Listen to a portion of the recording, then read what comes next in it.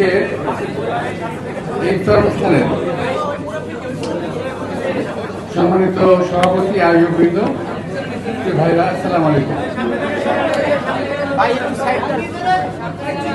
আমি এখানে বক্তব্য রাখতে আসি নাই, ইফতারে দাওয়াতে এসেছিলাম, কিন্তু আনফর্চুনেটলি আমার অন্য একটা প্রোগ্রাম পড়ে গেছে,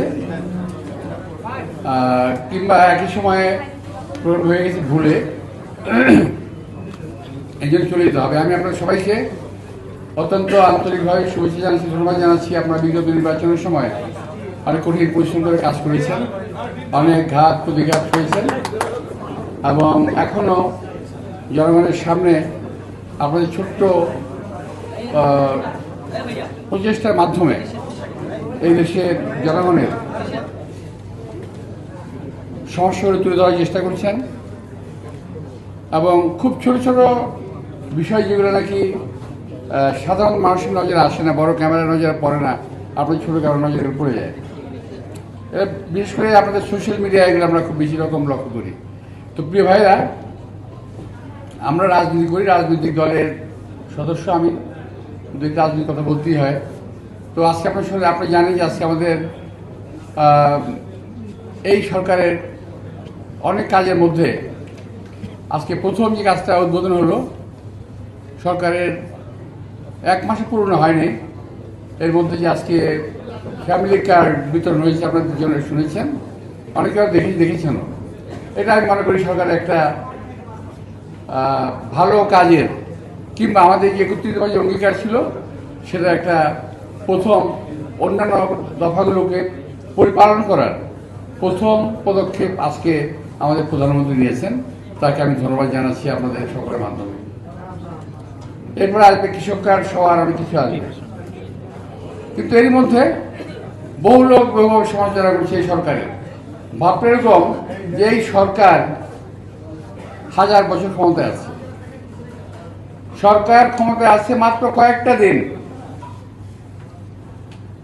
17 বছর ছিল অন্য একটা দল, এইটা ভুলে গেলে চলবে না। তো অনেকেই ভাবেন যে এই সরকারের বোধহয় 17 বছরের সরকার, বোধহয় 17 বছর সরকার। আসলে তা নয়।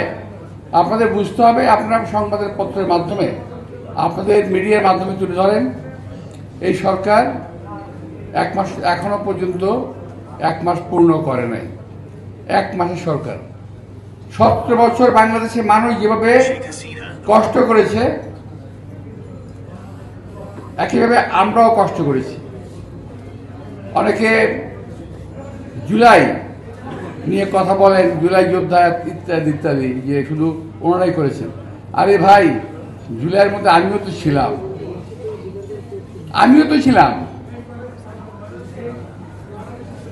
আমরা কথাটা বলি না। জুলাই যোদ্ধারা বলেন যে তারা বয়স কম, তারা করেছেন, বারো আমরা তো না করি না, কিন্তু আমিও ছিলাম। কর্ণফুলির সামনে ছিল আমার অবস্থান।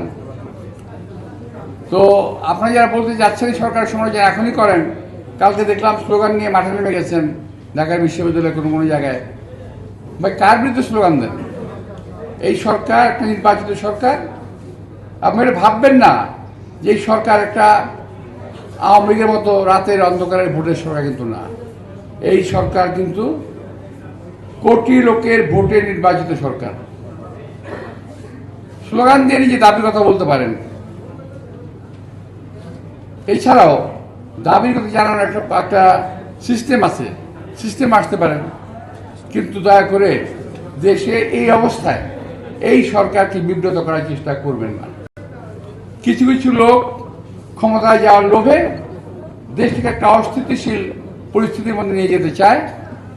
আমরা আহ্বান জানাবো, এই রমজান মাসে আপনারা দয়া করে ওই অস্থিতির পরিবেশ সৃষ্টি করার চেষ্টা করবেন না। এবং আরেকটা জিনিস বলবো, যে রোজা মুখে রেখে যেই হোক মিথ্যা কথাটা বলেন না, অপপ্রচার করেন না, উল্টা পাল্টা গালিগালাজ করেন না। এতে নিজেদের বংশের পরিচয়, মর্যাদা কিন্তু পরিচয় পাওয়া যায়, কে কোথেকে আসছেন। আপনাদের একজনের বাবা হলো জামাতের রোকন, মা জামাতের রোকন, নিজের মাথার মধ্যে টুপি, তারপরে দাঁড়িয়ে আছে, অর্থাৎ সুন্নতের সমস্ত কিছুর উপকরণ শরীরে রেখে যখন একটা মানুষ রোজা মুখে রেখে গালিগালাজ করে তার রোজা কি থাকে? তো ভাই আমি শুধু প্রতিবাদ করি, কথা আমি বলে গেলাম কেন জানেন, অনেকগুলো মিডিয়া তো প্রতিবাদটা করে গেলাম। তবে আমরা রোজা মুখে রেখে গালিগালাজ করি না, মিথ্যা কথা বলি না, একজন মানুষের বিরুদ্ধে অপবাদ দিয়ে নিজেকে প্রতিষ্ঠিত করার চেষ্টা কখনো করি নাই। আমার রাজনৈতিক কেরিয়ার 1 বছরের না, বহু দিনের। তোমাদের অনেকের জন্ম হয় নাই, বাপ মায়েরও বিয়ে হয় নাই। সুতরাং এই কেরিয়ারকে টোকা দিয়ে ফেলে দেওয়ার চেষ্টা করো না, নিজেদের কেরিয়ারকে বিল্ড আপ করো সত্যি কথা বলে, মিথ্যা কথা বলে অপবাদ দিয়ে এই রোজার মাসে মানুষকে খাড়া করার চেষ্টা করো না। তাহলে ইনশাল্লাহ আমি বলবো যে আমি তো তোমাদের মতো এত সুন্নতি লেবাস আমার নাই, তারপরে বলবো আমার মুখের কথা কাজে লেগে যাবে যে তোমাদেরও কিন্তু এটার জন্য দায়িত্ব বহন করতে হবে কোনো না কোনো সময়। তোমাদের সবাইকে আজকে যারা আমাকে আমন্ত্রণ জানিয়েছে তোমাদের, তো সবাইকে আন্তরিকভাবে এবং মেহমান যারা আছেন সবাইকে আমি ধন্যবাদ জানিয়ে এবং খাওয়া প্রার্থনা করে আমার একটা প্রোগ্রামে যাচ্ছি। সবাইকে ধন্যবাদ। আসসালামু আলাইকুম।